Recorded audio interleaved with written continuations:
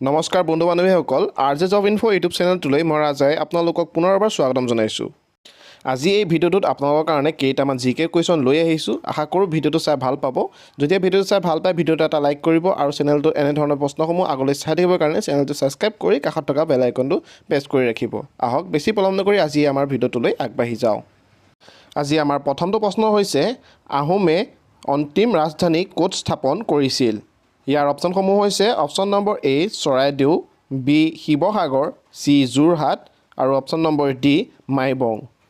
মই এনেধৰণৰ কুৱেশ্যনসমূহৰ এনচাৰটো কোৱাৰ আগতে আপোনালোকে মনতে ইয়াৰ এনচাৰটো দিবৰ কাৰণে চেষ্টা কৰিব। ইয়াৰ অপশ্যনসমূহৰ ভিতৰত শুদ্ধটো হৈছে অপশ্যন নম্বৰ চি যোৰহাট। আহোমে অন্তিম ৰাজধানী যোৰহাটত স্থাপন কৰিছিল। খুবেই গুৰুত্বপূৰ্ণ প্ৰশ্ন, মনত ৰাখিব। তাৰ পাছৰ প্ৰশ্নটোলৈ আগবাঢ়িছোঁ। ইয়াৰ পাছৰ প্ৰশ্নটো হৈছে সাগৰৰ গভীৰতা জোখাৰ বাবে কোনটো সঁজুলি ব্যৱহাৰ কৰা হয়? ইয়াৰ অপশ্যনসমূহ হৈছে লেক্টোমিটাৰ, বেৰোমিটাৰ, ফেডোমিটাৰ আৰু হাইড্ৰমিটাৰ। ইয়াৰ ভিতৰত আমাৰ শুদ্ধটো হৈছে অপশ্যন নম্বৰ চি ফেডোমিটাৰ। কুৱেশ্যনটো ভালদৰে মনত ৰাখিব যে সাগৰৰ গভীৰতা জুখিবৰ কাৰণে কোনটো মিটাৰ ব্যৱহাৰ কৰা হয়? ফেডোমিটাৰ ব্যৱহাৰ কৰা হয়। এতিয়া তাৰ পাছৰ প্ৰশ্নটোলৈ আগবাঢ়িছোঁ।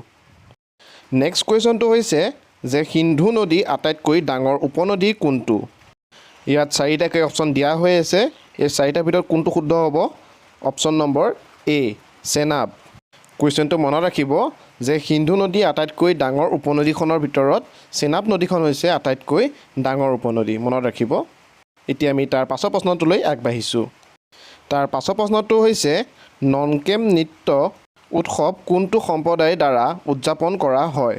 ইয়াৰ অপশ্যনসমূহ হৈছে অপশ্যন নম্বৰ এ গাৰো, বি ডিমাচা, চি খাচী আৰু অপশ্যন নম্বৰ ডি বড়ো। এই অপশ্যনসমূহৰ ভিতৰত শুদ্ধটো হৈছে অপশ্যন নম্বৰ চি খাচী। মনত ৰাখিব নমকেম নৃত্য উৎসৱ কোন সম্প্ৰদায়ে উদযাপন কৰে বুলি ক'লে আমাৰ ইয়াৰ উত্তৰ হ'ব খাচীসকলে। খাচী সম্প্ৰদায়ৰ লোকসকলে নমকেম নৃত্য উৎসৱটো উদযাপন কৰে। আমাৰ নেক্সট কুৱেশ্যনটো হৈছে যে কোনখন চহৰক ভাৰতৰ গাৰ্ডেন চিটি বুলি জনা যায়? ইয়াৰ অপশ্যনসমূহ হৈছে অপশ্যন নম্বৰ এ কলকাতা, বি নতুন দিল্লী, চি শ্ৰীনগৰ আৰু অপশ্যন নম্বৰ ডি বাংগালুৰু। এই অপশ্যনসমূহৰ ভিতৰত শুদ্ধটো হৈছে অপশ্যন নম্বৰ চি বাংগালুৰু। মনত ৰাখিব যে ভাৰতৰ গাৰ্ডেন চিটি বুলি বাংগালুৰুক কোৱা হয়। এতিয়া আমি তাৰ নেক্সট কুৱেশ্যনটোলৈ আগবাঢ়িছোঁ। তাৰ পাছৰ প্ৰশ্নটো হৈছে যে ফিনলেণ্ডৰ ৰাজধানী কি? ইয়াৰ অপশ্যনসমূহ হৈছে থিম্পু, টকিঅ', হেলচিংকি আৰু ৰোম। আৰু এই অপশ্যনসমূহৰ ভিতৰত শুদ্ধটো হৈছে অপশ্যন নম্বৰ চি হেলচিংকি। মনত ৰাখিব ফিনলেণ্ডৰ ৰাজধানী হৈছে হেলচিংকি। এইখিনিতে আপোনালোকক অকণমান ফিনলেণ্ডৰ বিষয়ে জনাব বিচাৰিছোঁ। ফিনলেণ্ড উত্তৰ পশ্চিম ইউৰোপৰ বাল্টিক সাগৰৰ উপকূলত অৱস্থিত এখন ৰাষ্ট্ৰ। ফিনলেণ্ড ইউৰোপৰ সকলোতকৈ উত্তৰত অৱস্থিত দেশসমূহৰ ভিতৰত এখন। ইয়াৰ 1/3 অঞ্চল সুমেৰু বৃত্তৰ উত্তৰত অৱস্থিত। হেলচিংকি ফিনলেণ্ডৰ ৰাজধানী আৰু দেশসমূহৰ ভিতৰত বৃহত্তম চহৰ। মনত ৰাখিব যে ফিনলেণ্ড উত্তৰ পশ্চিম ইউৰোপৰ বাল্টিক সাগৰৰ উপকূলত অৱস্থিত। এইখিনি আছিলে ফিনলেণ্ডৰ বিষয়ে। এতিয়া আমি তাৰ পাছৰ প্ৰশ্নটোলৈ আগবাঢ়িছোঁ। এতিয়া আমাৰ নেক্সট কুৱেশ্যনটো হৈছে মিজোৰামক কি বুলি কোৱা হয়? প্ৰশ্নটোত মিজোৰামৰ আন এটা ভাষা কি তাকে সোধা হৈছে। ইয়াৰ অপশ্যনসমূহ চাই লওক আপোনালোকে। অপশ্যনসমূহ কি দিয়া আছে? Option number A Lushai Hills, option number B Jamui Hills, option number C Garo Hills, option number D ওপৰৰ এটাও নহয়। এই অপশ্যনসমূহৰ ভিতৰত শুদ্ধটো হৈছে option number A Lushai Hills. মনত ৰাখিব মিজোৰামৰ আন এটা নাম হৈছে Lushai Hills. Next question number 8 ভাৰতীয় জাতীয় কংগ্ৰেছৰ একমাত্ৰ অসমীয়া সভাপতি কোন আছিল?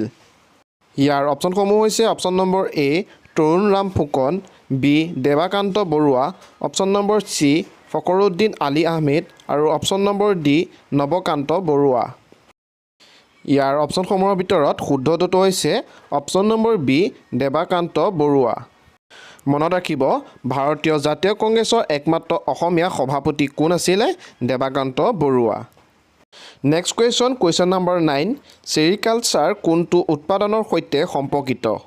ইয়াৰ অপশ্যনসমূহ হৈছে অপশ্যন নম্বৰ এ ৰেচম, B nylon, option number C গাখীৰ আৰু অপশ্যন নম্বৰ ডি মাছ এই অপশ্যনসমূহৰ ভিতৰত শুদ্ধটো হৈছে অপশ্যন নম্বৰ এ ৰেচম এতিয়া এই ৰেচমনো কি আপোনালোকক মই অকণমান জনাই দিছোঁ ৰেচম হৈছে এক প্ৰকাৰৰ ৰেচম পলুৰ গুটিৰ পৰা এক ধৰণৰ সূতা পোৱা যায় বিশেষ ব্যৱস্থাৰ জৰিয়তে ৰেচম পলুৰ কেশী দ্বাৰা বাণিজ্যভাৱে এই সূতা প্ৰস্তুত কৰা হয় এই পদ্ধতিক ৰেচম শিল্প বোলা হয় এই ৰেচম সূতাটো এনেধৰণৰ পলুৰ পৰা প্ৰস্তুত কৰা হয় আৰু এনেধৰণৰ পলুসমূহ এনেধৰণে গছত খেতিও কৰা হয় আৰু এনেধৰণৰ খেতিসমূহক ৰেচম শিল্প বুলিও কোৱা হয় এনেধৰণৰ পলুৰ পৰা এনেধৰণে সূতা সংগ্ৰহ কৰা হয় আৰু সেই সূতাৰে চাদৰ মেখেলা এনেধৰণৰ প্ৰস্তুত কৰা হয় আশা কৰোঁ বুজিব পাৰিলে এতিয়া আমি তাৰ পাছৰ প্ৰশ্নটোলৈ আগবাঢ়িছোঁ কুৱেশ্যন নম্বৰ 10 ৰাজ্যসভাৰ সদস্যসকলৰ কাৰ্যকাল কিমান বছৰ ইয়াৰ অপশ্যনসমূহ হৈছে 6 বছৰ 9 বছৰ